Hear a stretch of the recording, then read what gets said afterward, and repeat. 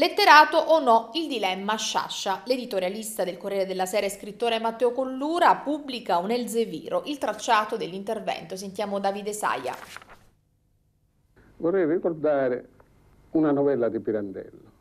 Non basterebbe una vita per raccontare i talenti del genio di Leonardo Sciascia.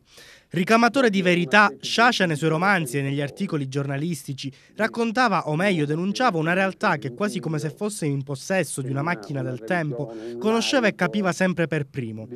Classificare Sciascia è sempre stato un dilemma. Anomalo letterato dei suoi anni, viene ricordato dalle colonne del Corriere della Sera dal giornalista agrigentino Matteo Collura. Nell'Elzeviro della terza pagina, Collura, che di Sciascia neanche è biografo, evidenzia il come sia difficile, ma anche allo stesso tempo inutile, catalogare in uno schema letterario lo scrittore di Racalmuto. Collura descrive un Leonardo Sciascia dagli echi manzoniani, quando a chiusura del libro sul caso Moro inserisce la relazione di minoranza, da lui redatta durante il periodo politico che lo vide onorevole al Parlamento col Partito Radicale. Così come fece per l'appunto del secolo precedente l'autore dei Promessi Sposi, che inserì la storia della colonna infame in appendice al romanzo. Sciascia raccontava scomode verità, più per impegno civile che per mera velleità. Scrisse della scomparsa di Ettore Majorana, raccogliendo le notizie frammentarie sul fatto, le dichiarazioni di persone vicine al fisico catanese, e le rielaborò in modo personale e affascinante, delineando in modo efficace la personalità del personaggio e giungendo alla conclusione che la sua scomparsa si spieghi nella scelta fatta dallo scienziato di seguire la via monastica. Un intellettuale di rottura, così come lo sono stati Moravia, Pasolini e Montanelli.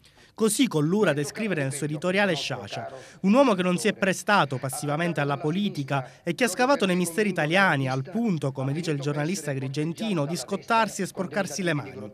C'è inoltre un doppio filo che lega Sciascia alla letteratura, una doppia tramatura intersecata al punto da fondersi. Da una parte c'è lo scrittore che esercita l'arte di scrivere come espressione massima di un ego letterario, dall'altro un uomo impegnato nella lotta contro le ingiustizie macchinate dal potere, che si serve del suo intelletto per affrontare le battaglie sociali. Sciascia, come gli scrittori veristi, noto per l'impegno civile. Collura dipinge un affresco dello Sciascia, uomo e intellettuale, attraverso Paolo Luigi Courier, scrittore francese dell'epoca naturalista che sapeva dare tramite i suoi scritti colpi di penna letali come colpi di spade. Così Matteo Collura chiude il suo ricordo di Leonardo Sciascia e il suo dilemma nel definire il racalmutese un letterato. Vale anche la pena ricordare Sciascia, evidenziando quella sua capacità di capire per primo la realtà. Esempio più lucido viene riportato nel Giorno della Civetta, pubblicato nel 1961. Lì Sciascia anticipa l'Italia di oggi in poche righe. Riconosce che ormai l'Italia sta diventando come la Sicilia e che il diffondersi di questa cattiva sicilianità, come la crescita dei rami di una palma, al più presto avrebbe oltrepassato Roma. In questo pensiero sta il genio di Sciascia, un letterato troppo grande per poter stare stretto in stagnanti categorie. Della legge e nella coscienza.